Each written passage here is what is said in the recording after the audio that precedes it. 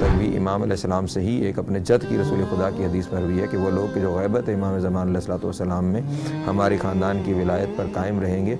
रसूल खुदा सल्लल्लाहु अलैहि वसल्लम ने इरशाद फरमाया कि वो मेरे भाई हैं। अल्लाह का मकान था तो मक्की हो गए हैदर, है उसकी तलब ये तो तलबगार नहीं है।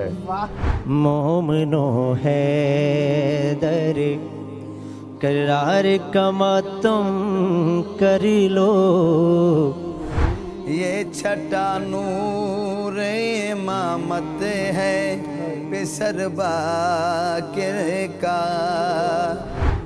देती नागर सैयद आबादा, जो मुहम्मद दे घर दा अदब ना करे, ओनू घर विच बुलावन दी कोई लोड़। घर से जमीने करबला, जिब्रील तेरे बच्चों का नौकर गया। क्या कहने जो अपने दर की खाक में भी दुनिया को शिफा बांट रहा है। वाह वाह वाह वाह वाह। यूं करबला से उजाला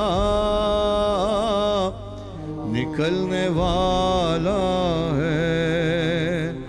हाय जलते हुए खेमे में सकीना है नवे, और किसी का मिला जुला न मिला।